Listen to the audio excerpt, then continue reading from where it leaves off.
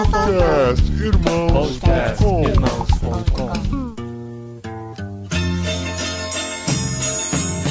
Olá, pessoas!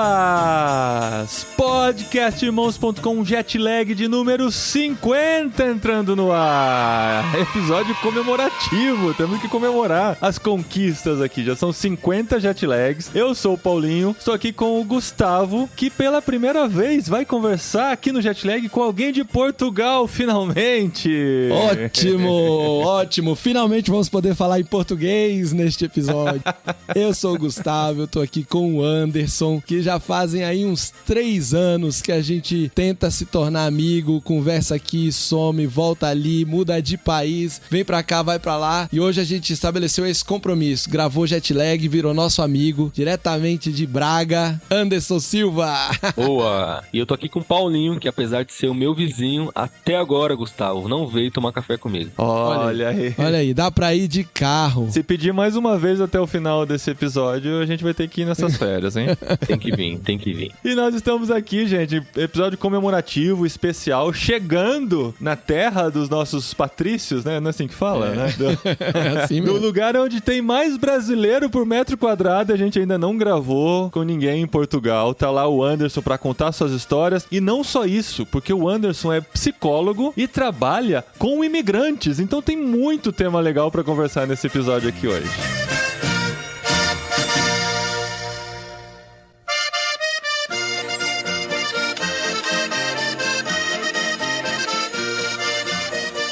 Gente, pra quem não conhece, o Jetlag é uma série dentro do podcastirmãos.com que a gente conversa com pessoas que estão ao redor do mundo, principalmente profissionais, que foram lá e estão trabalhando nessas áreas, ou estão estudando, a gente fala com estudantes também, mas pessoas que, por suas profissões, estão desenvolvendo o seu trabalho transculturalmente também. E a gente conheceu o Anderson já há alguns anos, o Gustavo já tinha o contato dele, depois o Anderson vai contar a história de quando conheceu o Jetlag, mas o Gustavo tinha o contato dele, já tinha conversado com ele há alguns meses, por meio dos comentários no Instagram de irmãos.com. Eu falei, cara, esse cara é interessante, pode dar uma conversa legal. Passei pro Gustavo, mas o Gustavo já tinha algum contato com ele e a gente foi cruzando as informações até finalmente conseguir gravar aqui, né, Gustavo? Pois é, Paulinho, foi muito legal quando eu fui puxar o papo com ele pra ver, pra entender, né, se ele tinha interesse em gravar, se tinha uma história legal pra contar e tal. E aí eu fui puxando o fio da meada e vi que ele já tinha mandado mensagens aqui pra mim via site da Tente, via Instagram da Tente. Eu já tinha respondido, a gente tinha conversado quando ele morava na Bélgica e a gente acabou seguindo caminhos que fomos nos reencontrar por conta dos comentários no Instagram. Então, se você tá ouvindo, vai lá, comenta na publicação desse episódio. Quem sabe você vai chegar até aqui, hein, Anderson? Pois é, você viu que foi difícil, né, o Paulinho? O Gustavo, ele deu um dia difícil, então eu tive que ter outras alternativas aí pra ver se ele me notava. O Gustavo tem essa fama, viu, gente? Se você já tentou contato com o Gustavo, tenta mais uma vez, quem sabe uma hora, não é pessoal. Você cai na graça, né, de ser respondido pelo Gustavo. Não é pessoal, gente. Olha, eu fico até vermelho só de ouvir essa piadinha, porque ela é muito real. É muito real, né? Quando a gente toca na ferida, né? Não, ela é real e ela não é pessoal, mas Deus tem abençoado e aqueles que ele chamou hão de conseguir falar comigo. Persistirem, conseguirão. Muito bom. E Anderson, tá em Portugal, cara. Eu acho que assim, a gente tem muito pra falar sobre Portugal. Entender um pouquinho, né, do que é viver em Portugal. Aquela coisa de que os brasileiros acham que é só um pedaço do Brasil na Europa, né? Mas tem muito mais pra falar sobre isso. Mas a gente queria entender um pouquinho a sua história, de como você foi parar em Portugal. Você é casado, com filhos, né? Não é um processo fácil de imigração. Não, mas filhos portugueses. O processo de imigração foi sem filho. É verdade, mas já estava casado, né? Já estava casado. Tava lá, feliz ou não, em São Paulo. Quando que o bichinho da vida no exterior te picou? Quem te empurrou? Quem foi, né? Quem foi que acendeu essa luz aí? Na verdade, a nossa história começa assim, Paulinho. Eu sempre trabalhei como psicólogo, né? Desde que eu me formei, trabalhei então mais na parte de organizacional. Trabalhava em empresa. Então, ali eu já, multinacional, já tinha muito contato com expatriados, tinha contato com os próprios nativos que vinham da Alemanha para poder fazer reuniões. Então, a gente mandava muita gente também para aqui pro exterior. professor, e de alguma forma eu tinha esse contato, mas eu nunca tinha ainda viajado, nunca tinha tido experiência nesse sentido. E aí a minha esposa tinha um estúdio de fotografia, ela já empreendia também, né? Então ela já tinha um estúdio de fotografia, e depois de um tempo trabalhando ali nessa área organizacional, o nosso estúdio começou a crescer muito. Eu já era sócio, mas eu não fazia parte do estúdio. Começou a crescer bastante, e ela falou assim, nossa, você podia vir trabalhar comigo. E eu topei nisso, e a gente foi montar, então nosso estúdio teve uma expansão, né? Isso deu muito certo. Só que depois de um tempo, né, assim, as demandas de trabalho foram aumentando e a gente não foi tomando uma proporção disso. Então a gente ficou um bom tempo com o estúdio, a gente prosperou nesse sentido. A minha esposa começou a adoecer, ela teve um processo de burnout. Então, que é essa estafa mental relacionada ao trabalho, né? Com o tempo ela começou assim a desgostar. E foi tão louco isso, porque a gente tinha acabado de alugar um novo prédio, onde a gente tinha mobiliado tudo do jeito que a gente sonhava, né? Eu atendia num consultório do lado, tinha montado um consultório também, e mesmo assim, ela começou a dar sinais de que ela não estava feliz, estava infeliz com aquilo ali. E então chegou um determinado momento que a gente já tinha essa intenção de viajar, e a gente tinha alguns parentes na Bélgica, minha esposa tem muitos parentes na Bélgica, né? E alguns primos tinham acabado de ir pra lá, já estavam 6 meses mais ou menos, e falaram assim, que vocês vêm passar um tempo aqui, um mês com a gente e tal, pra vocês conhecerem, e aproveita pra ela descansar, que era minha esposa. E a gente topou isso, e a gente foi pra Bélgica, então, em dezembro de 2019, e a gente falou, ó, vamos ficar então pelo menos 3 meses, vamos ficar lá, a gente quem sabe aproveita, você estuda alguma coisa nesse sentido, ela é design, né, e também aproveita pra aperfeiçoar alguma coisa na fotografia, e a gente depois volta, retoma as coisas novamente. Dezembro de 19. Dezembro 3 de meses. 19. 3 meses. 3 né? meses. E aí você já sabe. Cara, toda a história, Ai, né? A gente sempre brinca muito com doido. isso. Toda a história passa pela pandemia, né?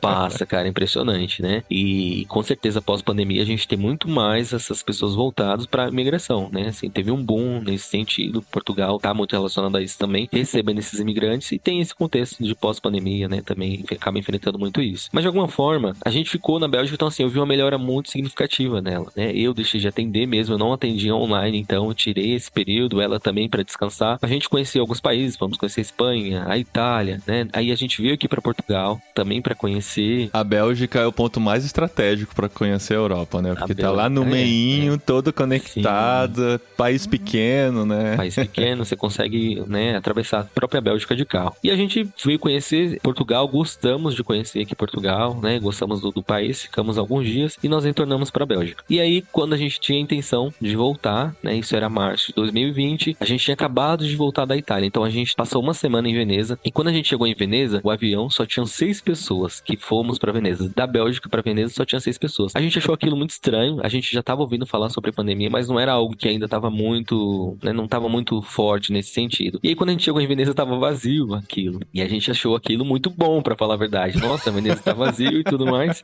E foi tão engraçado que assim, a minha esposa, ela tem origem indígena, né? E aí ela tem os olhos muito puxadinhos e tal, né? E da pele branca, então o pessoal achava que ela era Oriental, né? um japonês, uma chinesa, e aí ficava assim olhando pra ela, as pessoas ficavam olhando muito pra ela, e a gente achou aquilo engraçado, né?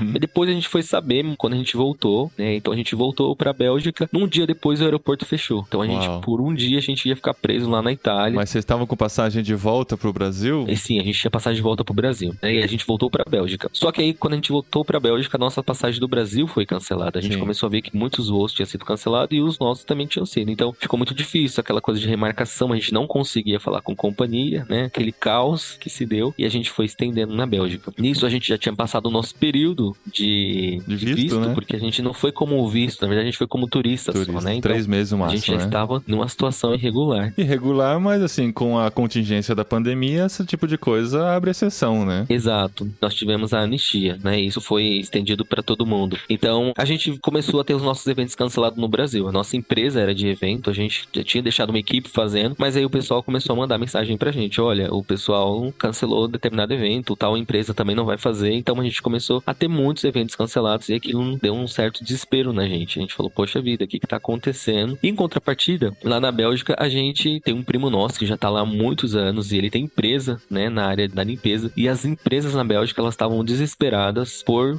pessoas para trabalhar, porque não tinha pessoas para trabalhar, né? O pessoal tava com medo de sair e eles começaram a ofertar vagas de trabalho. A gente conseguiu trabalhar lá, claro que de forma assim, a gente não conseguiu diretamente trabalhar como prestador de empresa, a gente trabalhava nas casas, né? Então a gente, nas casas das pessoas, fazendo desinfecção, as pessoas ficavam bem desesperadas nesse sentido, então a gente ia lá passar álcool em tudo, e a gente começou a trabalhar muito, né? Eu e minha esposa, e isso, de alguma forma, foi assim, o que nos sustentou, né, nesse período e também fez com que a gente sustentasse lá no Brasil todos os nossos custos. Porque vocês não foram pra Bélgica de mudança, né? Vocês foram pra passar um período e mantiveram a vida no Brasil funcionando. Aí, de repente, se vê nessa condição, nessa situação, cara, preso no outro país, a vida lá. Os aluguéis tudo correndo aqui no Brasil, né? Tudo correndo. E valeu a pena nesse sentido, porque a gente conseguiu manter o prédio no Brasil, a nossa casa, o carro, tudo, nosso custo daí do Brasil, a gente conseguia manter. E, ao mesmo tempo, sobreviver na Bélgica, porque a gente, depois o nosso recurso começou a acabar, né? A gente precisava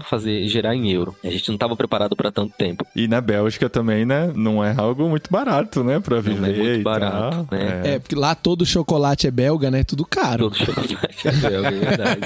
E muito bom, por sinal, né? E a gente compartilhava essa casa com nossos primos, foi algo que nos abençoou muito, né? Mas a gente se viu assim, tá, e agora? Como é que vai ser? A gente vai estar aqui por um tempo, mas a gente nunca teve essa sensação de, não, a gente agora vai morar aqui. Isso sempre foi estendendo de um mês pro outro, até que depois de um tempo isso começou a se estender muito, né? E quando foi em maio, então... 2 meses além do que vocês esperavam 2 meses ficar, além né? do que a gente planejava, exatamente. Quando foi em maio, a gente voltando num desses trabalhos, a gente teve um acidente de carro. A gente teve um acidente de carro em uma estrada da Bélgica. A gente caiu numa plantação de batatas. Eu tava conduzindo, voltando com a minha esposa. Tava um dia de chuva e a gente provavelmente escorregou, né? Na pista a gente ainda não sabe muito bem o que se passou. Mas a gente caiu numa plantação de batatas. E aí o carro foi saltando, quicando assim, né?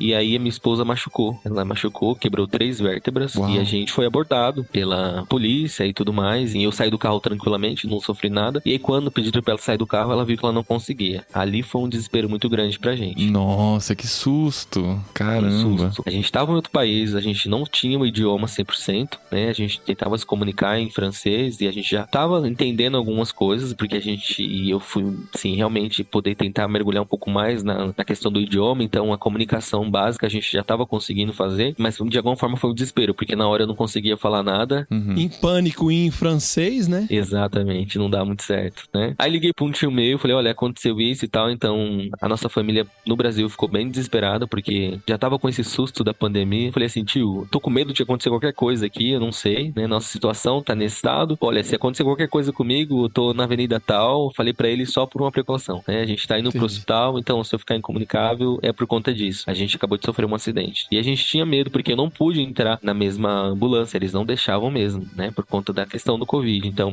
ela entrou sozinha e eu tive que ir de um outro jeito para o hospital. E o nosso carro ficou lá. Então, veio alguns amigos que já tinham conhecido, nos resgataram e levaram pro hospital. Mas foi um período bem difícil, né? E ela ficou imobilizada aí por um tempo. E aí, mais uma vez, a gente pensou, bom, se agora tiver uma passagem liberada, a gente não consegue voltar mais uma vez, porque agora ela tá imobilizada. Então, isso fez com que a gente ficasse mais um tempo, né? No hospital. E foram dias, assim, que ela ficou no hospital e eu, às vezes, saía para trabalhar, mas aquela solidão começou a bater muito forte, aquele desespero, né? E por não ter o domínio da língua. Isso foi um fator ainda mais agravante, né? Eu lembro que quando ela chegou no hospital, e até uma história engraçada, porque eles perguntaram se ela estava grávida. A madame tá grávida, né? E eu entendi que eles estavam afirmando. Olha, a madame tá grávida, né? Porque o belga, no caso, ele não tem muito essa expressão como nós temos e tal. Fala muito, assim, de uma forma muito linear. E eu não tinha entendido que era um questionamento. E eu comecei a falar, meu Deus do céu, ela tá grávida, ela tá grávida, ela tá grávida. Aí ele falou assim, calma, senhor. Eu tô te perguntando. Eu falei, não, eu não sei, eu não tenho como te afirmar isso, mas eu acho que não, né? Mas foi uma situação que... E ela tava grávida? Depois vocês descobriram? Não tava grávida, ainda não tava. Eles só estavam com dúvida porque ela precisava passar pro raio-x pra saber, né, como é que tinha fraturado, mas eles queriam esse questionamento pra poder ter uma questão de segurança mesmo. E aí a gente fica, então, abril, maio, junho, em julho ela se recupera e então a gente tem um momento assim que ela fala, olha, eu já tô aqui tanto tempo que a minha vontade é ficar. Aí eu falei, tudo bem, então a gente vai voltar pro Brasil, a gente organiza todas as nossas coisas, desligar tudo e a gente volta. E uma tia nossa falou assim, olha, vocês já estão aqui, vocês já estão em período de anistia, vocês já podem se regularizar por aqui, a gente tava tentando fazer isso mesmo, por que vocês não ficam? Aí a gente pensou nisso e falou, bom, vamos estudar isso, então a gente começou de qualquer forma a entregar o nosso estúdio. Porque tinha a questão de se vocês saíssem de lá, talvez não conseguissem voltar também, né? Não porque tava durante a pandemia, tinha a questão do visto, que você precisaria de um novo visto quando entrasse novamente, né? Sim. Então, tinha que pensar nisso. Vocês já estavam querendo ficar, tinha que fazer as coisas remotamente mesmo. Mas até aí a geladeira tava ligada no apartamento. Tava tudo ligado. legado, né? E acho que foi uma das coisas que nos fez ficar por conta disso. A minha sogra falou assim, olha, vocês estão vendo que não tem evento aqui, tem muita gente que não tá trabalhando, né? Tem muita gente, não tá meio caótico, a gente tinha essa situação, assim, de longe. Por que vocês não ficam? Pelo menos vocês estão conseguindo guardar dinheiro, estão conseguindo se manter e tal, e vocês já estão aí, ficam aí pelo menos por um tempo até baixar essa poeira. Então, a minha sogra foi uma pessoa que nos incentivou a poder fazer isso e a gente realmente pensou que valeria a pena. Olha só que raridade, rapaz. A sogra falou, fica aí. Fica Eu aí. conheço várias histórias que foi volta. A minha mãe já foi assim. A minha mãe, quando eu falei que ia ficar, né, a minha mãe falou assim, porque eu sabia que você não ia ficar pouco tempo, eu sabia que essa conversa e tal. Foi um golpe, né? Foi uma armadilha. Pra minha mãe aceitar foi mais difícil. E ela fala isso até hoje. Hoje a gente já, né, já se viu, né? A gente já foi no Brasil agora, esse ano. Mas até então ela não tinha aceitado essa ideia da gente morar aqui, não. Mas aí vocês ficaram, então. Vocês desligaram a casa sem voltar pro Brasil. Ficamos sem voltar pro Brasil. Desligou tudo? Alguém fez sua mudança?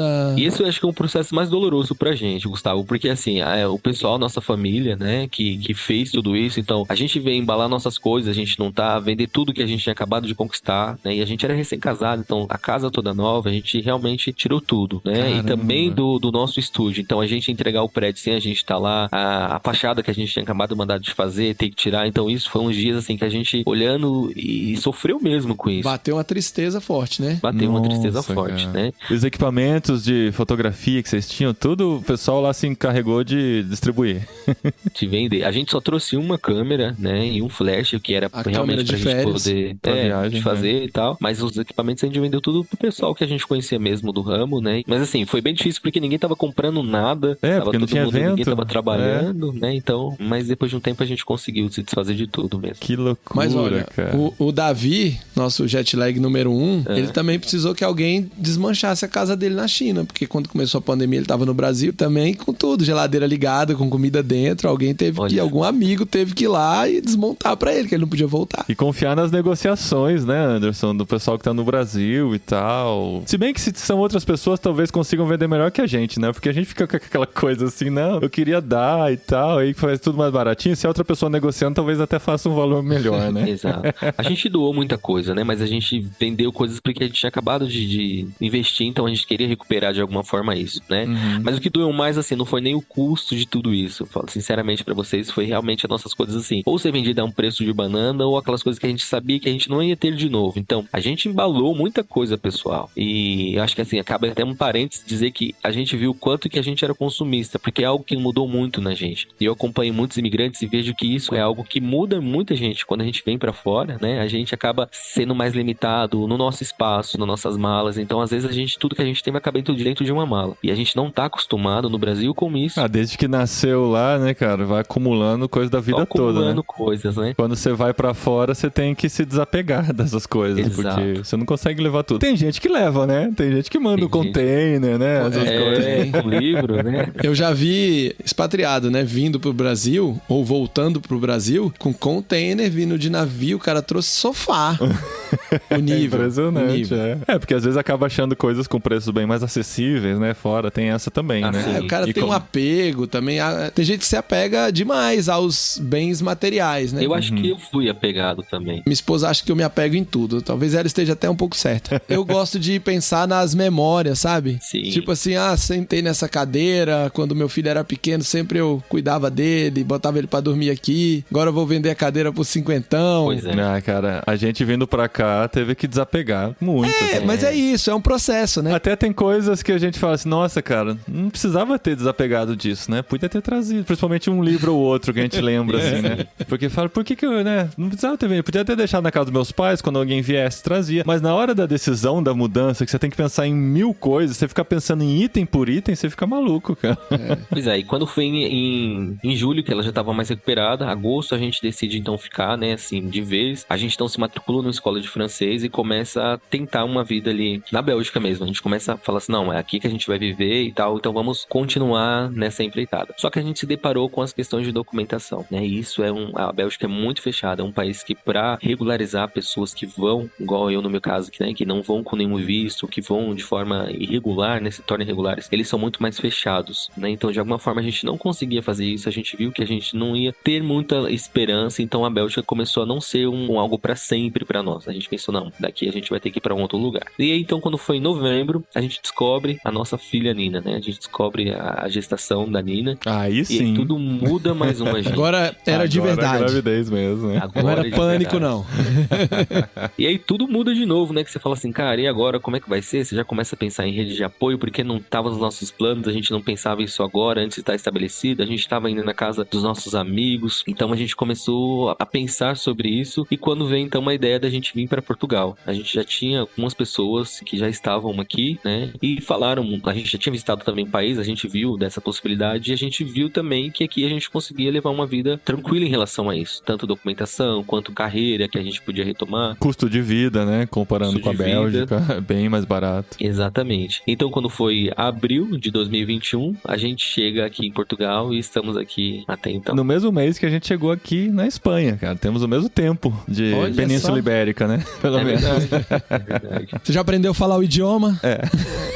Você sabe que quando eu cheguei em Portugal, eu não conseguia entender muito bem o que eles falavam. Eu não compreendia muito, né? E hoje, quando eu vejo pessoas recém-chegadas também falando assim, nossa, eu não entendi, né? O que essa pessoa falou. Eu falo assim, nossa, mas como você não entendeu, né? Penso, não falo isso, mas penso, não foi tão claro, né? Mas aí eu retomo lá e falo, nossa, no começo pra mim foi bem difícil também compreender algumas coisas, né? Tem que ajustar a sintonia, né? Meu irmão e minha cunhada estavam aqui e nós fomos pra alguns pontos turísticos, né? Onde tem mais imigrantes, então você acaba ouvindo um monte de idioma, né? Aí tinha um grupinho de jovens jogando Uno, assim, numa rodinha, assim. Eu cheguei perto e identifiquei, né? O idioma. Aí eu falei pro meu irmão, vamos ver se você consegue identificar que idioma que eles estão falando. Ele ficou assim, você não ouve muito claramente, né? Mas ele ficou assim uns 30 segundos, ele falou, não faço ideia. E era português de Portugal, cara. Era o português de Portugal.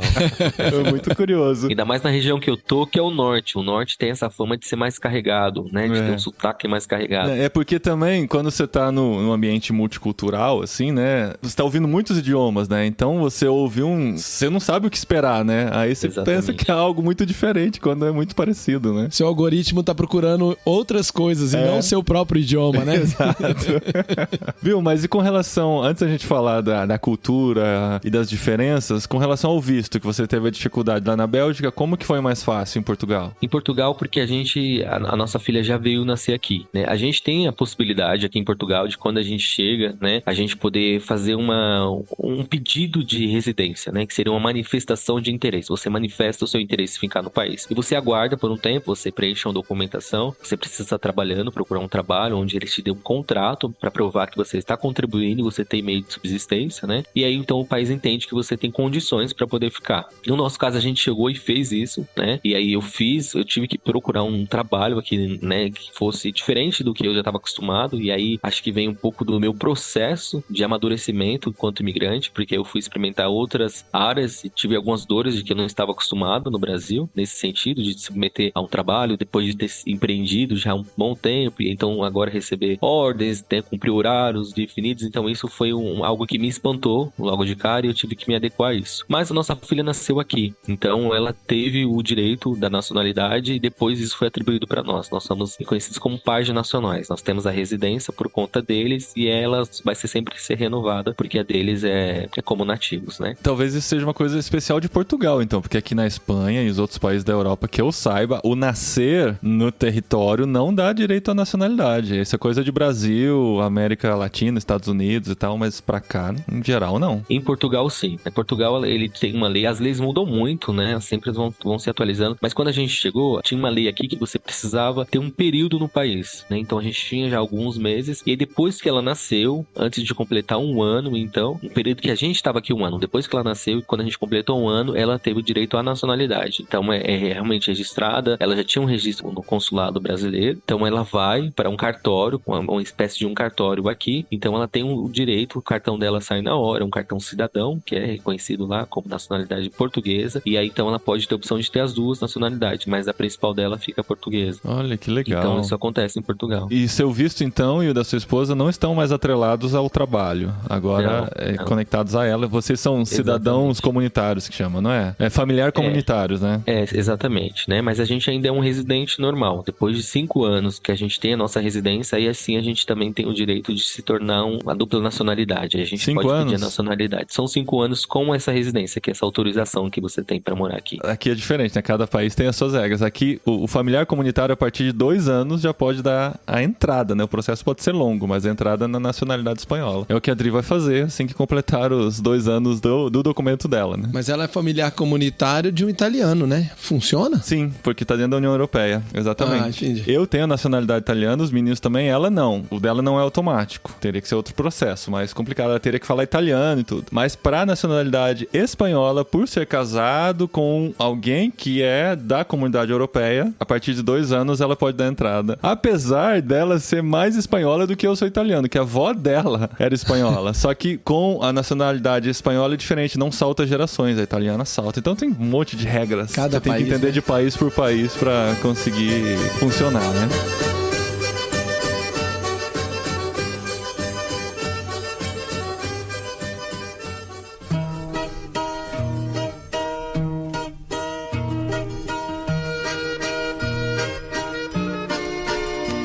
Muito bom, então chegou em Portugal e a gente quer começar a desmistificar, né? Aquela coisa, né? Muita gente pensa, eu quero ir pra Portugal porque é um país com uma qualidade de vida muito boa e tal, mas eu não preciso aprender o idioma e acaba chegando em Portugal. A quantidade de imigrantes brasileiros em Portugal é muito grande, mas a quantidade de pessoas frustradas que voltam pro Brasil também é muito grande, né? Porque Muito. quando chega em Portugal, vê que não é Brasil, né? Vê que não tem o mesmo calor humano, não tem o mesmo modo de pensar, a mesma cosmovisão, muito O diferente. problema não é só o sotaque, né? O problema é que é outra cultura. Exato. Apesar de ter muito brasileiro, né, e os nossos amigos brasileiros que estão em Portugal dizem que a cultura acaba até mudando um pouquinho por causa da influência brasileira, ainda é muito Portugal, né?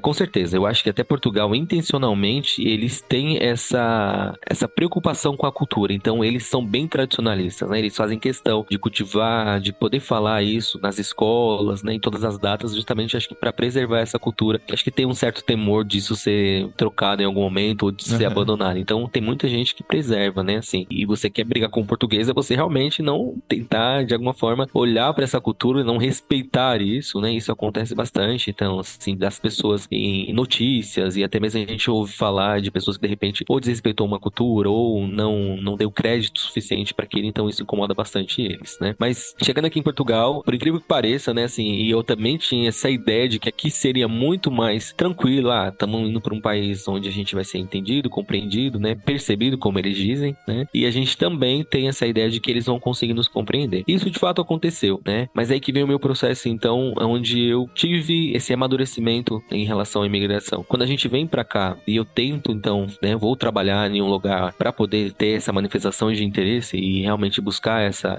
regularização que a gente precisava, eu comecei a trabalhar em lugares que eu não estava feliz e aí eu tive ali um processo de adoecimento. Eu fiquei bem debilitado emocionalmente falando. Em Portugal já? Em Portugal. Então, por incrível que pareça, eu não tive isso na Bélgica. Então, na Bélgica você também não trabalhou na sua área, né? Você teve que fazer outros tipos de trabalho. Exatamente. Mas em Portugal talvez você criou a expectativa que conseguiria mais voltar pra sua área, é isso? Eu acho que na Bélgica eu tava com a sensação, talvez até, né, assim, um autoconhecimento, é pensar que na Bélgica eu tinha a possibilidade de voltar pro Brasil. Eu tava ali só como estendendo a cada dia mais, né? Era enquanto o Covid estava acontecendo, né? Era meio que um estado de exceção. Pois é. Você foi pra Portugal já pra ficar, né? Já tinha outra desmanchado cabeça. aqui no Brasil, vou pra ficar, preciso arrumar um trabalho, aí que foi talvez o choque de realidade, ou o choque cultural mais forte. Aí foi exatamente o choque cultural, onde eu me deparei exatamente assim, vivendo a cultura, né? No sentido de todos os aspectos, no trabalho, no dia a dia, e isso com certeza me impactou. E aí quando eu tive todo esse adoecimento e eu fui voltar pra fazer terapia, né? Não tava fazendo na época, e aí eu fui falar com um psicólogo e eu pesquisei um psicólogo e eu vi lá, psicólogo intercultural, um querido que me acompanha até hoje, e aí eu vi lá que ele falava muito a respeito disso e eu comecei a identificar algumas dores. Eu falei, cara, é exatamente isso que eu tô sentindo, né? Um luto da minha carreira, uma desesperança, né? De eu conseguir me adaptar aqui. Eu quero falar sobre isso, quero entender sobre isso. E aí é onde que eu fui começar a estudar sobre isso. E depois de um tempo eu vi que isso acontece com muitas pessoas. E aí eu falei, cara, eu preciso então me especializar para poder escutar essas vidas, né? E aí onde então nasce Psicólogo pelo Mundo, que é meu perfil no Instagram, né? E minha página. E aí ali eu começo a falar um pouco sobre a minha vivência do dia a dia e também identificando assim, olha, eu sei que você também pode passar por isso, eu sei que isso pode estar acontecendo e as pessoas se identificam muito nesse estado emocional. E eu fui entender o contexto da migração, o que envolve ali, e hoje é o que eu trabalho, né? Assim, depois de um tempo trabalhando para outras pessoas e tal, hoje eu trabalho, né, como psicólogo e voltado para essa parte da interculturalização. Você já fazia algo nesse sentido, né? Você falou que no Brasil trabalhava com expatriados, inclusive, né? Não. Quando eu vim para cá que eu comecei a fazer isso. Mas no Brasil a sua área de psicologia era... organizacional, que ele falava. Tá. Ele trabalhava como psicólogo dentro de uma organização, dentro de uma empresa que tinha expatriados, que tinha imigrantes, né? Pessoas... Por isso que eu pensei que você já trabalhava com o tema, mas não necessariamente. Talvez com pessoas que viviam nessa situação, mas você não era especializado na interculturalidade, né? E de alguma forma eu não tinha nem essa empatia, Paulinho, porque assim, a gente imagina que quando alguém vai pro Brasil, né, a gente tem esse romantismo de vir pro exterior, mas a gente imagina quando a gente recebe pessoas no nosso país, as pessoas também passam por essas situações e que a gente não dá conta, né? As pessoas estão vivendo ali um processo de choque cultural, de aculturação, né, de adaptação, e essas pessoas também estão sofrendo de alguma forma, né? Isso pode ser um período curto ou pode ser um período longo, a gente não sabe, mas elas vão estar vivendo um luto das suas famílias, dos seus amigos e de tudo mais.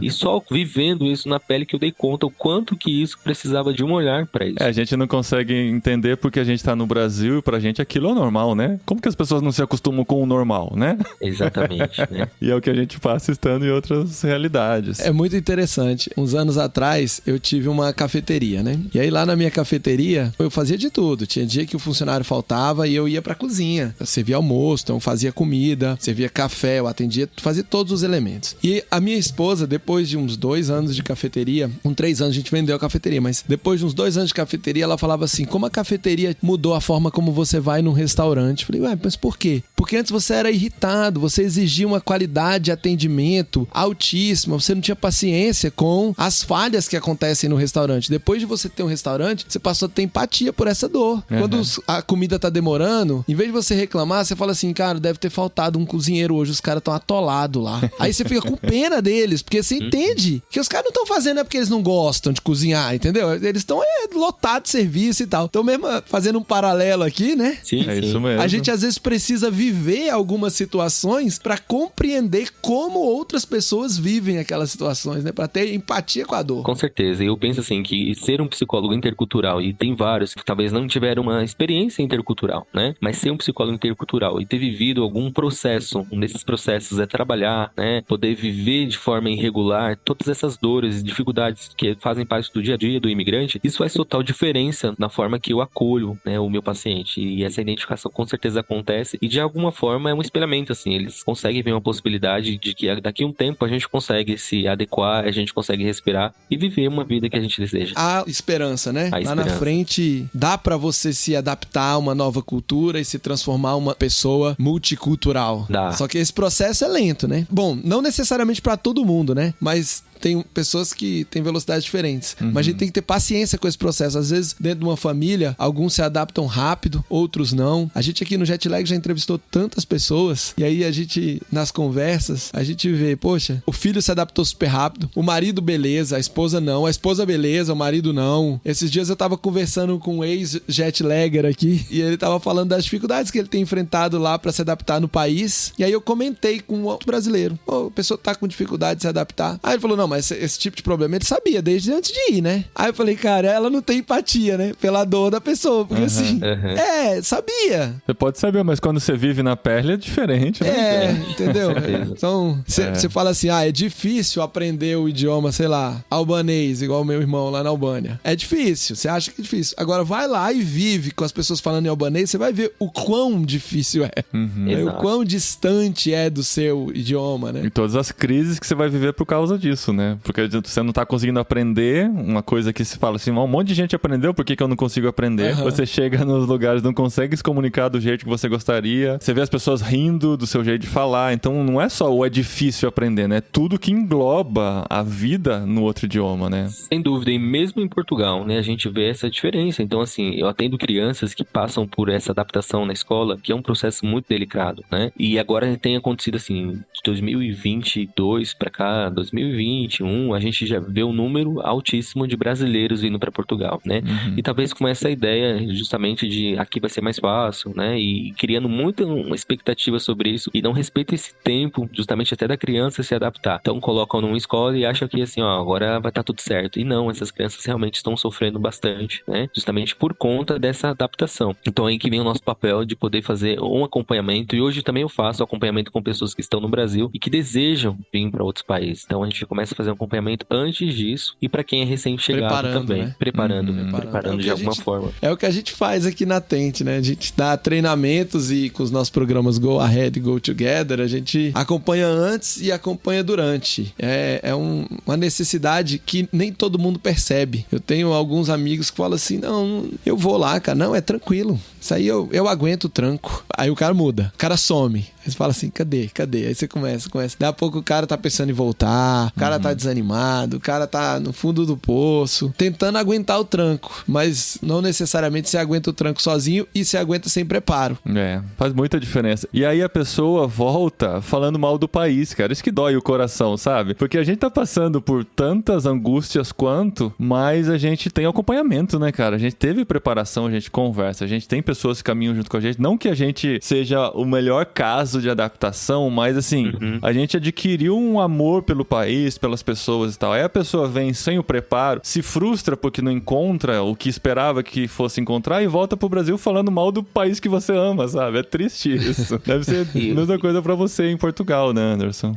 Sim. E eu acho que isso faz total sentido, Paulinho. Assim, vir aberto pra essa experiência faz total diferença na vida das pessoas, e principalmente ter propósito na migração, né? Quando a gente tem propósito nisso, eu tô indo por algo, né? Eu tô indo pra fazer alguma coisa, é um propósito, você tem clareza disso, você tá indo já preparado, assim, não, eu vou em busca do que eu quero. Quando você vem simplesmente por vir, porque lá é mais barato o custo de vida, ou lá é mais bonito, enfim, qualquer coisa que não seja sustentável, em algum momento essa pessoa, quando essa adaptação for um pouco mais apertada, essa pessoa vai falar, não, eu tô indo embora, aqui não é pra mim, né? E pode acontecer mesmo, mas quando você tem propósito nessa migração, o que você tá fazendo, né? O que você tá buscando nesse país, seja o que for, mas que tenha algo que te dê âncora, isso é totalmente diferente. A interpretação, a forma que você enxerga o seu processo migratório é diferente, com certeza. Quais pra você são os principais equívocos ou as principais expectativas erradas com que os brasileiros chegam em Portugal, por exemplo? Acho que a principal eu vou me adaptar muito bem, por conta que é o mesmo idioma. Eu vou conseguir ganhar dinheiro, mandar um dinheiro pro Brasil. Vou ganhar em euro, né? Vou ganhar em euro, então vou mandar dinheiro pro Brasil, né? Eu vou ter uma certa liberdade, porque é Portugal, então eu vou conseguir fazer qualquer coisa, ou trabalhar lá, eu me viro, e isso não funciona aqui em Portugal, como qualquer, acho que um outro país. Tem dado assunto de muita polêmica com esse boom de brasileiros que tem vindo, e a gente tem visto aqui nos noticiários, recentemente, um caso até de um brasileiro que estava no metrô, e ele estava fazendo um trabalho, né? Tava ali fazendo a arte dele, mas com a intenção de arrecadar recurso, e isso é totalmente proibido, né? E as pessoas, os portugueses, se revoltaram muito com isso, pediram para ele parar. Então ali surgiu um caso de alguns interpretam como xenofobia, outros interpretam como ambiente inoportuno. De alguma forma tem várias interpretações, mas eu vejo que isso é de alguma maneira alguém tentando trazer a sua cultura e tentando querer adaptar num lugar que não está preparado para isso. Forçar aquela cultura, né? Forçar a sua cultura dentro da outra cultura. E aí eu tenho uma pergunta. Agora você já está 2 anos aí, você teve um período na Bélgica, e qual é a distância? Se é que você consegue medir isso, mas talvez se você contar alguns exemplos, qual é a distância cultural entre o Brasil e Portugal? A distância geográfica, beleza, temos o Oceano Atlântico aí, sim, voando dá 6 horinhas, 5 horas e meia, você sair lá de Natal, no Rio Grande do Norte. Mas qual é a distância cultural, sabe, que você conseguiu perceber no seu dia a dia? Eu acho que de alguma forma assim, eu tô mais no interior, né? Então eu tô no norte. Isso, melhor ainda, pra responder, porque deve ser mais distante do que lá em Lisboa. É mais distante, né? Pra você ter ideia, aqui tem um senhorio herdeiros, são os proprietários da casa onde a gente mora, a casa que a gente alugou quando a gente estava na Bélgica, né? E a gente achou essa casa pela internet. Então, a gente achou estranho, assim, nossa, é uma casa que tá pela internet, e foi tão difícil ver outros lugares, as pessoas se queixam muito disso, se queixavam também. E a primeira casa que a gente colocou na internet, sei lá, uma casa em Braga, a gente achou a casa que a gente tá morando. Estavam umas fotos bem ruins, mal tiradas. Pra vocês, qualquer foto é mal tirada, né? Vocês estão outro padrão de... Mas ok, vai. E a gente, quando chegou, falou assim, nossa, quem é essa pessoa? E a gente começou a conversar com alguém muito novo e tal, e falou, eu não sou o proprietário, mas eu tô fazendo um favor para uns vizinhos, né? E aí, quando a gente chegou aqui, a gente viu que eram 2 senhorzinhos. E, de fato, essa casa jamais poderia ser alugada se essa pessoa que é mais jovem, esse cara mais jovem, ele fosse lá e anunciasse essa casa na internet. Poderia até que se colocasse uma placa, um anúncio, mas a gente tá falando de 2021, nem tinha tantos brasileiros aqui. Até nós somos os primeiros brasileiros a morar nessa freguesia, que é uma aldeia que eles chamam, né? Então, hoje a gente ainda não conhece outros brasileiros, mas é muito fácil encontrar muitos mais brasileiros por aqui. Então, eu acho que essa distância da tecnologia acontece muito, né? Em Portugal, você recebe muita carta, você recebe SMS, eles conversam muito por SMS, você vai ao médico, então você liga lá para marcar uma consulta e você recebe uma confirmação por carta. Então, de alguma forma, eu vejo que essa distância por carta. Ou por né? SMS? Chega uma carta na sua casa. Pra dizer se confirmou a consulta. Para dizer que a sua consulta foi confirmada, não liga de com volta. Data e horário. Não ligam de volta. Com isso, já passou 2, 3 dias e você, de alguma forma... Já melhorou. Né? Não tem um custo, né? E o quanto que isso é algo mais atrasado. E aí, esses mesmos senhores, que são os 2 queridos, assim, a gente tenta tá sempre junto com eles, a gente tá bem entrosado nesse sentido. Eles moram aí do lado? Vocês alugam uma casa vizinha deles ou vocês alugam um piso da casa, um andar? É uma casa vizinha. Eles moram aqui do lado e eles têm uma casa que eles construíram e depois eles foram pra França, depois voltaram e foram morar numa outra casa, que é uma casa que eles compraram. Então, acho que de alguma forma, a gente fala que teve sorte porque a gente já tem proprietários da casa que já tem essa sensibilidade, porque eles também foram imigrantes, então eles sabem como que é. E eles, recentemente ele veio me contar, ele me chama pelo sobrenome, então ele me chama de Silva, esse senhor, né? Ele falou assim, Silva, eu descobri recentemente, meu primo me disse que você agora pode pedir um carro pelo telemóvel, que é o celular, eles chamam de telemóvel, e esse carro vem até você e te leva até o seu destino. Olha só, você depois pesquisa aí pra ver que você vai achar. Ele tá falando do Uber, né? Mas pra ele foi algo recente e foi uma super novidade. Então... Eu pensei que ele tava falando do Tesla, que... Do Tesla, que chega sozinho. Que vai ser motorista e tal. Pois é. Então, pra você ver assim, quanto que pra gente isso é algo que qualquer hoje, uma criança tem acesso, sabe disso. Pra eles, nesse sentido, ainda é muita novidade, né? Então, culturalmente, eu vejo que eles têm essa distância da tecnologia, eles cultivam muito a terra, então tem muito plantio. Aqui onde eu moro tem um quintal gigante, tem muito milho, tem batata, então coisas que eu não compro, milho, batata, uva, maçã, enfim, tem uma série de coisas que é muito natural ainda, né? Como se a gente estivesse, assim, vivendo um tempo antigo mesmo. E aí a gente volta um pouco para onde para nossas origens nesse sentido, e vejo que toda essa tecnologia, isso ainda espanta muito eles, e de alguma forma parece que a gente vive muito mais acelerado. Então acho que é uma das principais diferenças que eu percebo aqui em Portugal é isso. Claro que eu não tô falando de Lisboa, não tô falando do Porto, que são cidades que tem muitos imigrantes também, né? Tem uma cidade que tem muitos jovens, que geralmente jovens vão para essas cidades para poder estudar, então é totalmente diferente. Mas aqui mesmo é uma cidade bem mais tranquila e com muito menos informação. Não, fiquei chocado com a cartinha para confirmar a consulta. Você telefona e você solicita o horário pelo telefone. Ou seja, essa comunicação ela foi estabelecida. E o retorno é por um outro meio. Muito mais lento. Mas eu acho que é por ter muitos idosos, eles têm esse cuidado, né? Assim, às vezes você vai ao médico e você já tem as próximas consultas marcadas. Então, quando você vai, por exemplo, uma consulta dessas, eles já vão lá e falam assim, olha, você vai ter uma consulta daqui a 3 meses, mesmo que você não marque, né, de forma voluntária, mas é um acompanhamento médico. Então, como se trata muito de um lugar que tem muitos idosos, né, uma população com muitos idosos, essas correspondências chegam até eles justamente para eles poderem lembrar. Então, esse senhor que eu tô citando aqui, lá na geladeira dele tem, né, um frigorífico que eles chamam aqui, tem vários imãs com as cartinhas para ele saber de quando tem esses médicos. Então, acho que de alguma forma é um mecanismo para facilitar essa comunicação. É um método para comunicar com essa geração anterior, né? Que tá deixando, né? Que tá agora se transformando, e acredito que com a presença de tantos imigrantes, isso com certeza mexe muito mais com a estrutura do país, da forma de pensar. E você falou que você conhece poucos brasileiros aí, né? Então você tem uma vida social com portugueses? Você consegue se relacionar com portugueses? Eu conheço poucos onde eu moro. Onde eu moro aqui, né? Que eu moro dentro de Braga e tal, na região onde eu moro, mais afastado. Aqui tem poucos brasileiros morando, né? Mas eu conheço sim, tem um leque bom de brasileiros. Conta a gente fazer parte da igreja, né? Então aqui é uma igreja que a gente frequenta, uma igreja de brasileiros, também tem portugueses. Mas eu tenho um bom convívio com portugueses. Por muito tempo eu fui cercado só com eles. Então, por exemplo, na Páscoa, Natal, a gente estava ali sentado, né? Juntos. Então eles têm uma cultura muito forte de mesa. Os portugueses gostam muito de fazer uma mesa farta, assim como nós, e sentar e a gente poder tomar um café junto. Então eles têm essa cultura do vinho, de fazer o próprio vinho, né? Então a gente, nessa região que eu tô. E toda refeição com vinho, Anderson? Toda refeição com vinho. Você vai almoçar com eles, você vai e é vinho no menu, né? Uhum. É vinho no menu, depois café e tal, mas o vinho tá ali presente. Isso é impressionante. Como que isso é... Assim, as festas, tem muitas festas de vinho e tem vinho pras crianças, né? Então isso é muito comum aqui. Não sei qual é o grau. Vinho pras crianças? Eu não sei qual é o grau, assim, do álcool que tem ali, né? Mas de alguma você ainda forma não deu pros seus filhos de 2 anos, né? Não, ainda não. Mas eu sei muito.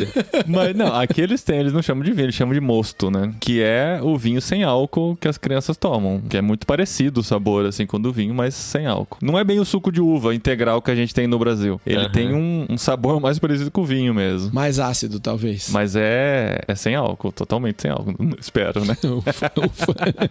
Seus meninos têm tomado e tá tudo bem. Estão tomando. Ficam mais felizes? Ficam, mas é normal. Mas tá tudo certo. Coca-Cola também deixa eles felizes, então tá igual. Então. É açúcar.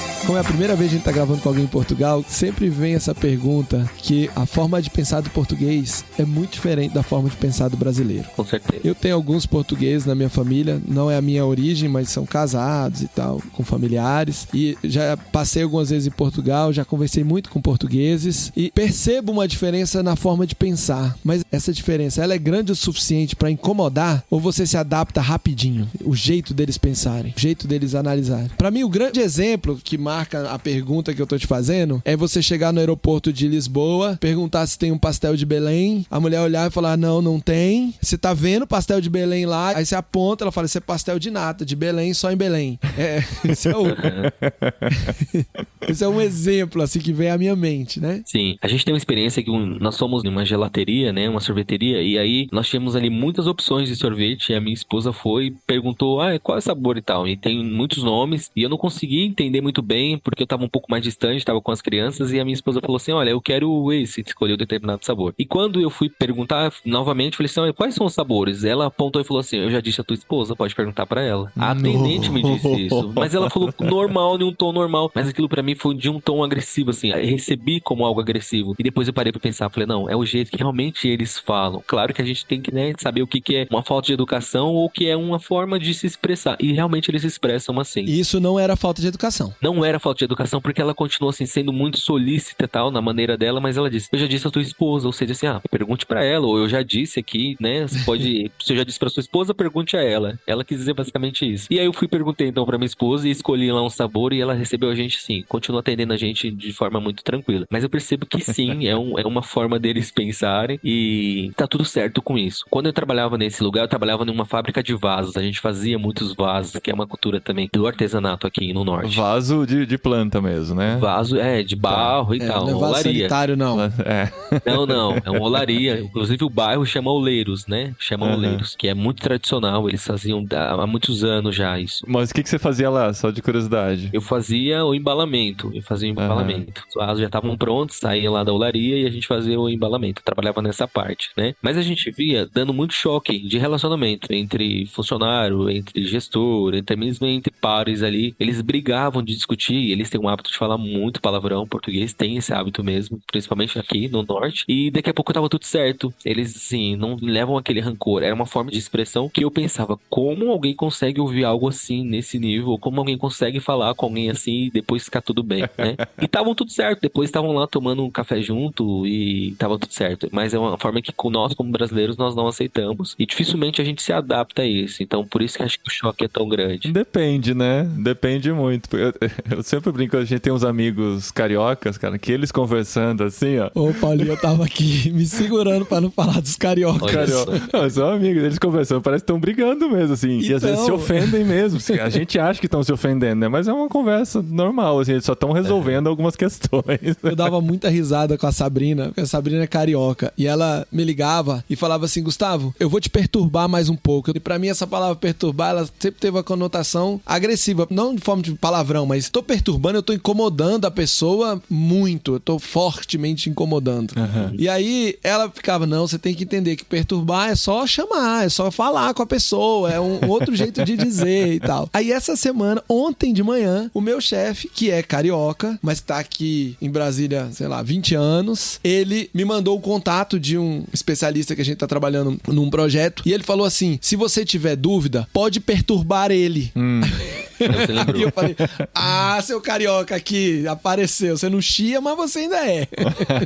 E o Rio de Janeiro tem muito de Portugal mesmo, assim, né? Não totalmente, né? Porque o Rio de Janeiro tem muito essa cultura misturada, né? E tem sua própria cultura. Mas até o chiado, né, do carioca é do português, né? E a cidade do Rio de Janeiro, cara, quando eu fui pra Porto e pra Lisboa, eu lembrei do Rio de Janeiro. É impressionante, assim. É muito parecida. Parece que estão conectadas, assim, né? E tem muito também carioca aqui, né? A gente vê muito carioca aqui em Portugal, que migraram e tal. Então eles têm muito essa referência já do Brasil através do Rio, né? Acho que não só Portugal, mas de fato a nossa cultura tá muito... A cultura, de forma que eles interpretam o Brasil, tá muito ligado ao que o Rio de Janeiro é, né? Uhum. Praia, né? Até a própria favela, né? Tipo, eles perguntam assim, você morava lá no Brasil em favela ou em casa? Uhum. Olha, em favela tem casa, mas eu não morava no Rio de Janeiro, eu morava em São Paulo. Então eles já me falavam assim, como se eu morasse no Rio de Janeiro. E o carnaval do Rio de Janeiro também, que é famoso, né, carnaval. cara? É inevitável a relação, né? Sem dúvida, sem dúvida. É uma identidade pra eles muito forte nesse sentido de que eles têm essa interpretação que no Brasil se resume muito ao Rio de Janeiro. Uhum. A gente tem um amigo português que tá no nosso grupo lá no Olá Pessoas, no Telegram e tal. Ele é a nossa referência de português, né? A gente tem muitos brasileiros em Portugal, mas ele é a nossa referência de português. E ele falou que a igreja evangélica, pelo menos da denominação dele, é 95% de brasileiros, a igreja evangélica. Uhum. Você tem alguma informação sobre isso, assim? Você falou que está numa igreja de brasileiros, né? Como que é a relação dos portugueses com o evangelho, ou com a igreja evangélica, que você tem observado, né? Deixar bem claro Sim. que o Anderson tá dentro de um recorte de Portugal. É algo curioso que, assim, quando a gente chegou, nós íamos pra igreja e no começo só tinha culto à noite, né? Então a gente ia pro nosso culto à noite. Os nossos vizinhos, às vezes, assim, perguntavam pra gente, vamos passear? E a gente falava assim, não, a gente tá indo pra igreja. E a gente nem falava culto, a gente falava, tá indo pra igreja, justamente pra eles poderem entender. E depois de um tempo, uma vez um vizinho veio perguntar pra gente assim, mas que missa que vocês vão à noite? Porque as missas começam às 7 horas da manhã, tem umas que são 6 horas da manhã no domingo, né? Então, que missa é essa que vocês vão à noite? E aí, que me deu aquele estalo de pensar assim, não, eles não sabem o que é, e eles também só têm essa referência do catolicismo, como algo assim, que igreja que você vai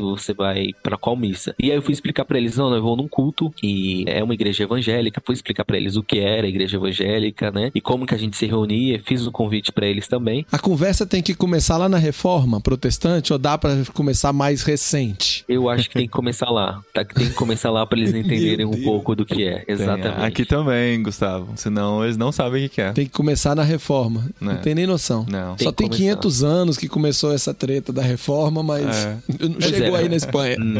Nem aqui. Pra vocês terem uma ideia, assim, faz 2, 3 semanas que a gente tava no carro e na rádio anunciou. Hoje no programa, né, à noite, não percam, uma entrevista exclusiva com um pastor evangélico. O que é ser evangélico? E essa era a chamada da rádio. E a gente chegou em casa pra poder ver a reportagem, e a reportagem justamente falava sobre isso. O que é ser evangélico? E eles estão entrevistando alguns portugueses, pastores portugueses, e a grande maioria pastores brasileiros, né? Brasileiro evangelizando Portugal, né? Assim. E aí eles estavam descobrindo o que é isso, porque alguns interpretavam conceito, outros não sabiam do que se tratava. Ou uma religião de estrangeiro, né? Uma religião de brasileiro. Você é brasileiro, você é evangélico. Eu sou português. Exatamente. E tem muito, né?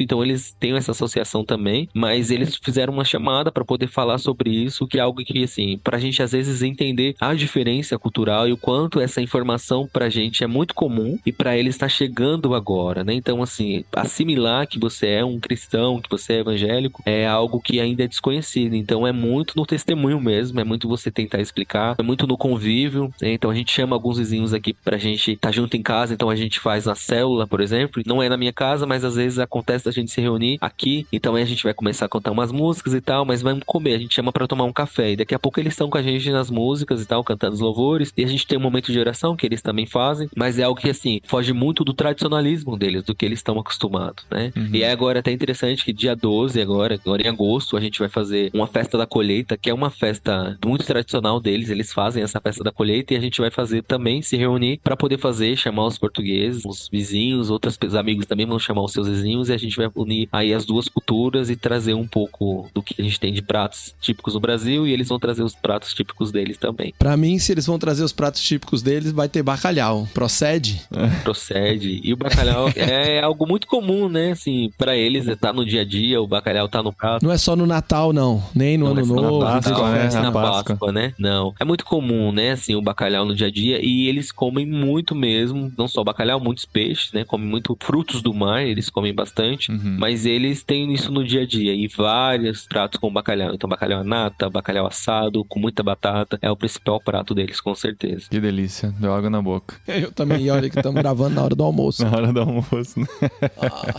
E aquela pergunta clássica, Anderson, já virou tradição aqui no nosso podcast. Quais são as expectativas pro futuro, assim? Pretendem ficar por um bom tempo em Portugal? Se estabelecem? Vem aí como uma casa mesmo de vocês? Já se sentem em casa? Quais são as expectativas aí pro futuro? Importante isso, Paulinho, porque eu só tenho essa sensação depois que eu fui no Brasil. A gente foi de férias agora depois de 3 anos. Isso que é importante. Depois daquela saída pra visitar a Bélgica, vocês voltaram pela primeira vez agora. Só depois. Porque aí a gente teve a Nina Meu aqui. Deus. E depois a gente descobriu, quando a Nina tava com 6 meses, a gente descobriu a gestação do Theo. Com 6 então meses? a gente tinha até comprado passagem pro Brasil e a gente precisou trocar. Caramba. E aí nós somos em fevereiro desse ano. Mas nem os avós foram aí visitar? Vocês não estavam sem contar? Não, minha sogra e meu sogro veio. Minha sogra e meu sogro veio quando a Nina nasceu. Minha filha nasceu, meu sogro e minha sogra vieram, então, para poder nos ajudar. Mas quando o Theo nasceu, não. Então nós fomos depois, a gente já tava com passagem próxima pra ir. Cara, de dezembro de 19, fevereiro de 23, vocês voltaram pra ver. Passou na frente do prédio onde era a empresa e deu uma choradinha? Passamos. Eu não, mas minha esposa sim. Ela Às chorou. vezes eu passo na né? frente onde era a minha cafeteria e fico lá meio assim. Porque vocês não se despediram, né? É aquela coisa, vocês não saíram desligando, né? Vocês deixaram a coisa só parada, nem parada tava, porque você falou que tinha funcionários trabalhando, né? E agora voltar com a coisa toda desconectada já, né? E nesse período eu perdi o meu avô, que era uma pessoa muito querida pra mim, né? Então eu fui lá, assim, não consegui me despedir do meu avô, então eu fui lá no quarto onde meu avô dormia e só pra poder estar ali e tal, parece que tinha o cheiro dele ainda naquele quarto, né? Então tive essa despedida, né? Assim, entre aspas, pra gente poder deixar isso claro, mas eu de alguma forma fui me despedindo das coisas no Brasil quando eu voltei. Então eu vi as caixas das minhas coisas e eu destinei algumas coisas muito particular que tinha lá, então eu destinei, essa aqui ainda continua guardada, essa aqui eu vou doar. E aí sim eu vim com o coração mais aberto. Até então a impressão que eu tinha é que eu não ia ficar aqui em Portugal, e que a qualquer momento eu ia voltar pro Brasil ou ia pra qualquer outro canto, mas não ia ficar em Portugal. E é impressionante que quando eu pisei aqui de volta, depois dessa viagem no Brasil, eu falei pra minha esposa, né, eu tenho certeza que hoje aqui é a nossa casa e que a gente veio aqui pra ficar. E ela falou assim, sim, porque aqui é o país dos nossos filhos, né, não é o nosso, mas nossos filhos nasceram aqui, então vamos fazer o possível pra eles terem acesso a essa cultura que é deles, eles nasceram nesse país.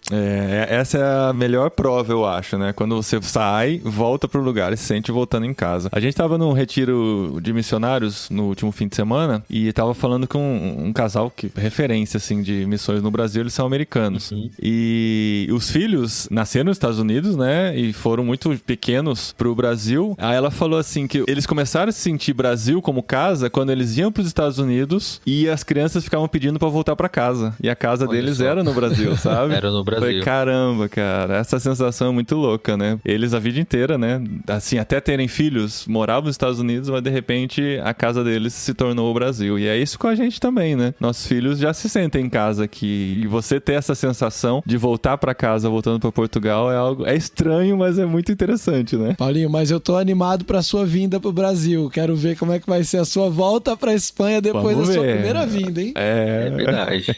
não sei, não faço ideia. Acho que a gente vai ter que gravar um podcast só disso. Vai sim, contar essa experiência. E você passou quanto tempo lá, Anderson? No Brasil? Eu passei o mês de fevereiro todo, 28 dias. Foi muito bom, foi assim, não deu tempo da gente ver todo mundo, a gente almoçava, tomava café em uma casa, almoçava em outra e jantava em outra. Então a gente tava assim, muito cansado, mas foi uma experiência muito boa, o pessoal queria conhecer crianças, né, e principalmente, e a gente veio em 2, voltou com 4, explicar essa história que eu tô contando pra vocês, porque todo mundo queria saber, perguntar, então a gente... Agora você vai mandar o link do Jetlag. Eu vou mandar um link, fala, deixa aí, escuta pra saber como que é. Mas foi muito bom, foi uma experiência muito boa voltar, e quero poder fazer isso novamente, né, e também que eles tenham essa oportunidade de poder vir aqui e conhecer, porque hoje eu me sinto assim em casa pra poder receber, até então era como se eu tivesse de passagem, a qualquer momento eu ia pegar minhas coisas e ir embora, eu tinha essa sensação todos os dias, e não é nada confortável viver com isso, e acho que até é um alerta pra quem sente isso de forma constante, ou rever, né, se vale a pena estar vivendo no exterior, porque isso acontece muito, e essa romantização faz parte, em determinado momento essas pessoas têm vergonha de assumir que não tá bem, ou até mesmo vergonha de querer voltar pro Brasil quando não dá certo, e muitas das vezes essas pessoas ficam enfrentando dificuldades ao extremo, passando por muitos desafios desnecessários, simplesmente pelo fato de não reconhecer que precisa voltar ou que não deu certo na imigração. E muitas das vezes as pessoas depois que me procuram, algumas delas falam, olha, agora acho que eu tô preparado para voltar pro Brasil, pro meu lugar, né, ou até mesmo agora eu tô preparado para continuar, não porque sou eu que fiz qualquer coisa, mas sempre que essas pessoas acharam sentido em tudo isso, e é o que vale a pena. Qualquer viagem, qualquer mudança que você for fazer, se ela precisa fazer sentido, inclusive permanecer no Brasil, precisa fazer sentido, senão não vale a pena. E hoje você trabalha atendendo brasileiros que estão em experiência transcultural, né? Pessoas que estão fora do Brasil, e só brasileiros, inclusive, né? Você faz esse atendimento online, com esse mesmo fone de ouvido que você está conversando com a gente aqui, é isso? Pois é, com esse mesmo fone. Hoje eu atendo, né, brasileiros em vários países, e isso é muito legal, porque a gente tem muitas semelhanças em relação à migração, mas a gente tem muitas coisas particulares de cada país, né? Então, acontece muito de países onde você tem mais frio, e às vezes eu tô aqui já em um clima melhor e as pessoas estão relatando pra mim que o inverno tá muito difícil, né? E tá passando situações por conta disso, mexeu com o emocional. Então a gente tem muito essa singularidade, né? A questão do fuso também, então, mas porque eu atendo gente na Itália, atendo na Bélgica, atendo no Luxemburgo, na Austrália, na Irlanda, enfim, atendo 8 países, e eu nem vou lembrar todos agora, mas hoje só atendo brasileiros que estão vivenciando essas questões da migração. É claro que no primeiro momento as pessoas vêm com essa demanda da migração, com essas dores da migração, e depois a gente vai acompanhando um processo normal, né? Porque as pessoas têm outras coisas que precisam ser tratadas, então outros traumas ou até mesmo outras coisas que elas querem se desenvolver. Mas o primeiro impacto, a primeira demanda que essas pessoas me trazem são sim coisas da imigração. E você então trabalha aí online atendendo pessoas em vários países. Você não precisaria de um visto de trabalho, você não tem um vínculo com alguma empresa em Portugal, ou você tem uma empresa aí que você trabalha. Como que funciona você ser um nômade digital em Portugal?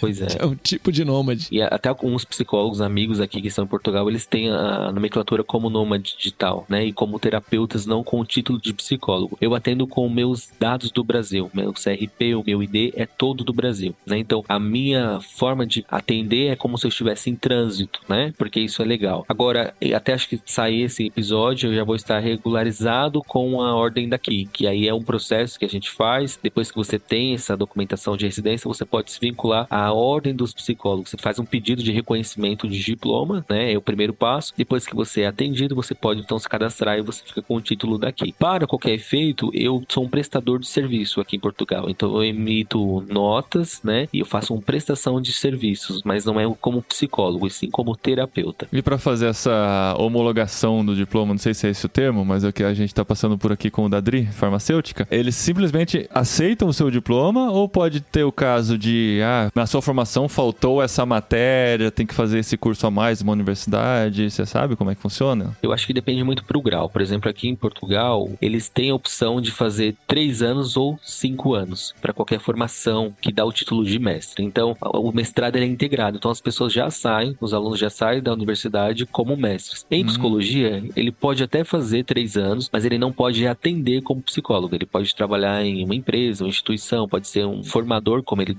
dizem, né? Uma pessoa que vai dar treinamentos. Então, ele tem uma licenciatura em psicologia. Mas para ele atender, ele precisa dos 5 anos. E como no Brasil a gente já faz 5 anos, então eles reconhecem a gente como mestre. Tanto que se você fizer a sua validação aqui do seu diploma, você sai como mestre em psicologia pela universidade que você escolheu. Olha só. Isso é algo muito bom. Que legal, cara. Que legal. A gente não precisa fazer novamente 2 anos, como era o meu caso agora, que eu fui lá para poder saber sobre o mestrado, e eles me deram essa orientação, que eu não precisava estudar mais 2 anos para poder tirar o título de mestre. Eu poderia só fazer o reconhecimento do diploma, sair como mestre e me inscrever à ordem dos psicólogos. né? Então eu não sei como funciona para os outros cursos. Provavelmente por algum convênio com o governo brasileiro também, né? Porque essas coisas tem que ter alguma conexão, né, por trás aí pra funcionar. Acho que não vai ser de qualquer país do mundo que chegue aí que vai reconhecer automaticamente. É o que eu acho, assim, pelo que eu tenho visto do que tem acontecido nesses processos de homologação, né? Precisa ter esse convênio para as coisas correrem. Isso varia também de profissão para profissão. Eu conheço alguns odontólogos que foram para Portugal, que aí eles têm que fazer uma prova e aí tem uma lista de matérias que, se eles não atingirem determinada nota, eles têm que cursar de novo algumas matérias.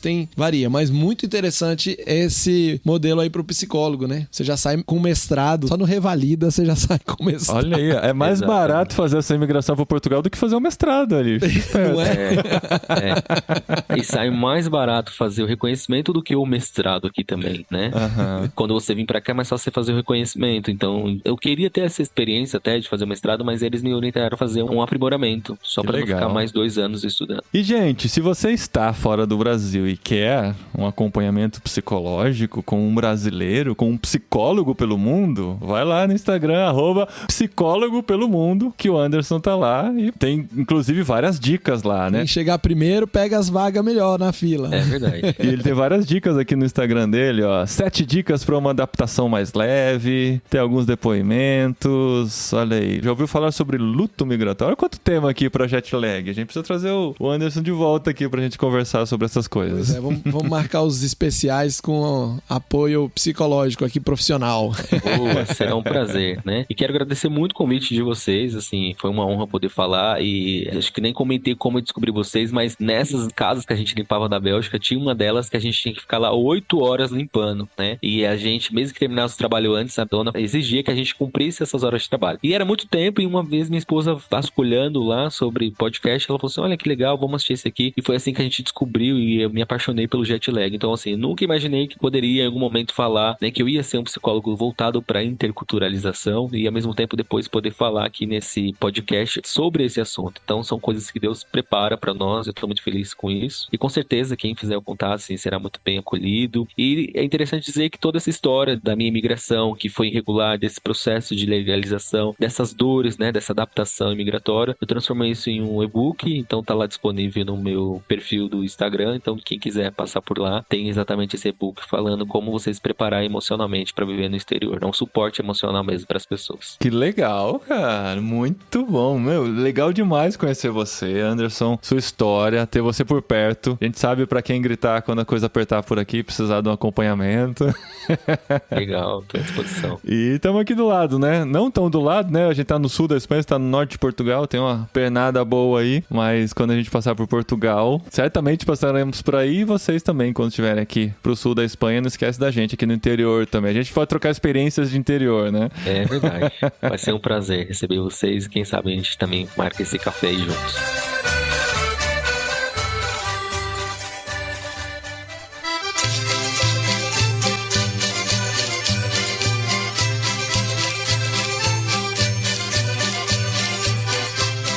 Ô Gustavo, antes da gente falar sobre os treinamentos da Tente, lá no nosso grupo no Telegram, aquele aplicativo que você até hoje não quis instalar, no grupo Olá Pessoas, a gente sempre discute os conteúdos. Eu tô até lá nesse grupo, só não tenho tempo pra entrar. É, tá. Mas lá no Telegram a gente discute, né, o que a gente conversa aqui nos nossos episódios do podcast. E a Silvana Silva Moreira, que já gravou com a gente algumas vezes no Irmãos.com, ela fez uma pergunta, ó. Eu gostaria de saber onde uma pessoa que queira trabalhar com ban ou como fazedor de tendas pode procurar vagas e oportunidades de emprego, porque a gente sempre fala aqui, né, que existem diversas maneiras de você imigrar, mas existe algum lugar onde as pessoas podem procurar essas vagas para poder trabalhar internacionalmente? Olha, existem inúmeras maneiras. Você pode fazer isso sozinho, você pode contratar headhunter para fazer isso, tem várias formas. Mas existem algumas formas que estão mais associadas conosco conosco, se você quer ter uma experiência em uma empresa BAN, a gente pode conversar e conseguir um estágio que pode ser remunerado ou não remunerado, que pode ser de 3 meses a 1 ano, em parceria com a Open. Então, a Open é uma organização parecida com a Tent, que é mais focada nos empresários, no desenvolvimento de negócios determinados países. A Open tem um espaço de países e lá tem algumas empresas, acho que 150, 170, não sei exatamente quantas, que eles têm esse programa e a gente pode trabalhar aqui da Tent no seu treinamento e te colocar em contato com essas oportunidades para você aprender a trabalhar dentro de uma empresa BAN, para trabalhar em uma empresa BAN.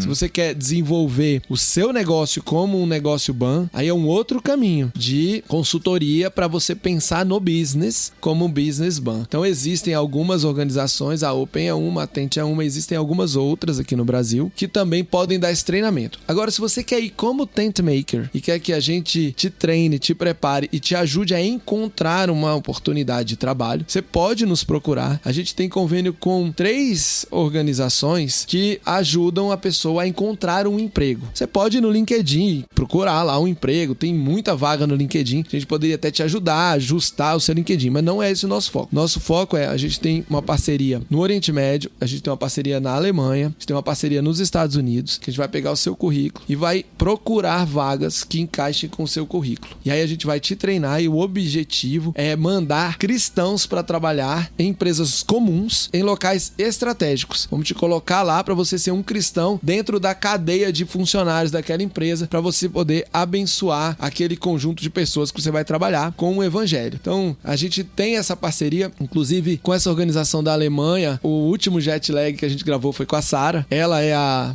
líder dessa organização lá na Alemanha, que procura colocar brasileiros em pontos estratégicos na Alemanha. A gente tem também uma parceria, só que no Oriente Médio nossa parceria é bem focada na área de saúde, profissionais de saúde. Mas existem outras oportunidades. Mas você pode encontrar apoio aqui na Tent, pode encontrar apoio na Open, e a gente tem, além desses serviços, a gente tem os treinamentos. Então, se você encontrou uma oportunidade de trabalho num outro país, então a gente tem o nosso curso, que é o Go Equipped, que a gente vai te dar uma visão geral do que vai acontecer quando você mudar, como você pode compartilhar o evangelho, como vai ser chegando lá no outro país, para começar a sua jornada de profissional cristão que intencionalmente compartilha a sua fé lá no seu local de trabalho. Então, o Go Equipped, ele dá essa visão geral, e depois do Go Equipped a gente tem os nossos programas de mentoria e acompanhamento, que são o Go Ahead e o Go Together, onde a gente vai te ajudar a entender melhor sua caminhada, o seu momento, como planejar a sua ida para o outro país. É nesse momento que a gente te ajuda a encontrar um emprego, mas nem sempre a pessoa consegue um emprego pela gente. A maioria das vezes as pessoas já chegam falando, eu já consegui, e agora? Me ajuda a arrumar a casa aqui que eu preciso ir. Eu já fui aceito no mestrado, eu já fui expatriado pela empresa, tô chegando lá, me ajuda. E aí o nosso programa Go Together é essa mentoria de longo prazo, que a gente tem desenvolvido e tentado cada vez mais oferecer um cuidado missionário para o fazedor de tendas, para o tent maker, que nem sempre a igreja local dele pensa nele como um missionário, apesar de muitas vezes o enviar e orar e colocar a mão, mas depois deixa ele solto lá. E solto lá é difícil, porque esse solto lá ele vai viver o choque cultural, ele vai viver o processo de adaptação, ele vai ter que encontrar uma igreja, ele vai enfrentar lutas, e aí esse solto lá é que a gente tenta não deixar tão solto assim com o nosso programa Go Together. Essa pergunta eu acho que é bem pertinente, né, a gente responder por aqui, porque você fala que muita gente procura já com emprego, mas tem um monte de gente que ouve o jet lag que tá trabalhando no Brasil e tal, e às vezes por causa do jet lag começa a despertar o interesse, né, quem sabe não pode ser uma oportunidade de conhecer uma nova cultura, de estudar um novo idioma, coisa assim, e não sabe muito bem pra onde ir, né,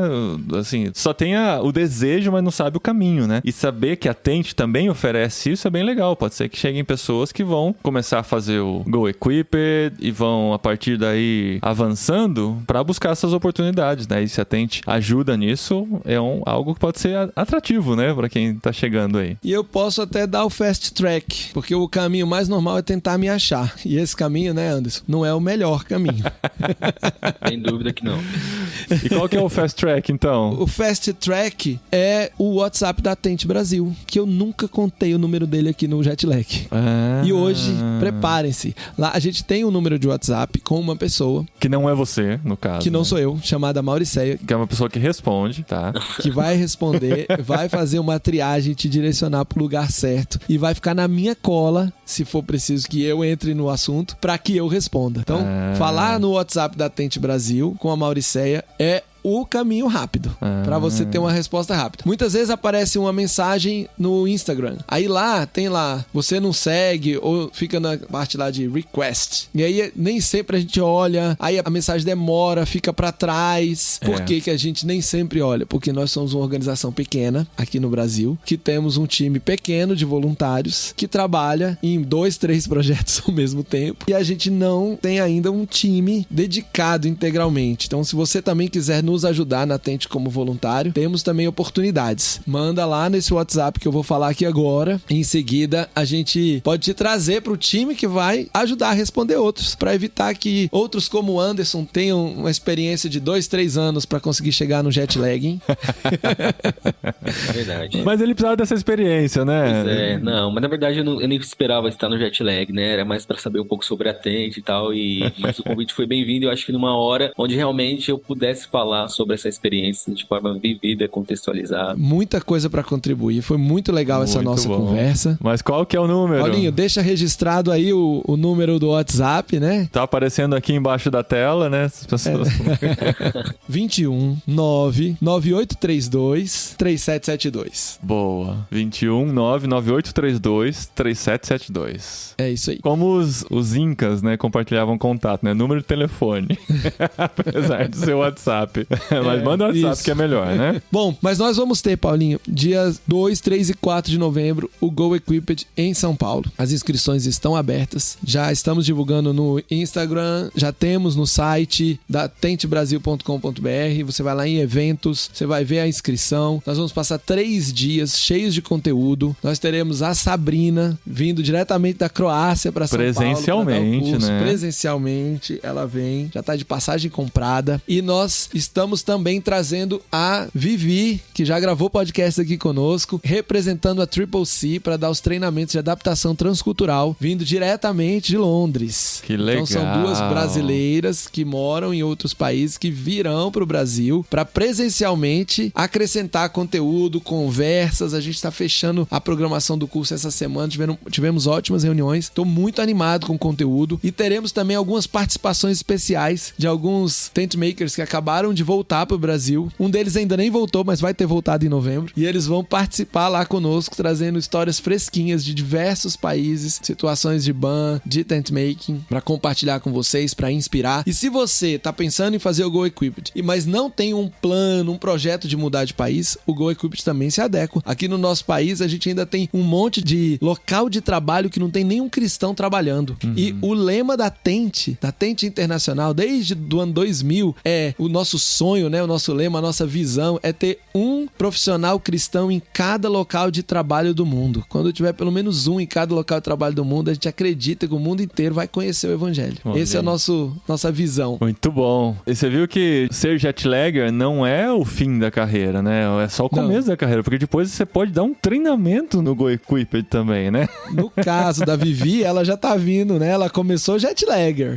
E ela já tá vindo pra dar um treinamento aqui no Brasil. No caso do Anderson, ele acabou de começar jetlagger. Vamos dar pra ele 6 meses aí, pra ele já tá indo dar treinamento.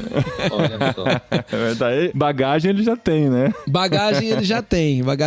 No ano que vem, a gente tem aí vários cursos já programados pra Europa. Pra esse ano, só tem um programado que é pra Polônia, porque já tivemos na Noruega, já tivemos na Alemanha esse ano. Então, ainda teremos na Polônia, mas no ano que vem vai ter de novo na Noruega. E existe um pequeno grupo de pessoas portugueses que estão trabalhando para que a gente tenha um Go Equipped em Portugal aí pro ano que vem. No ano passado teve um Go Equipped em Portugal, eu não pude participar e agora pro ano que vem já estamos falando nesse assunto. Quem sabe é a vez do Anderson dar o ar da graça, hein?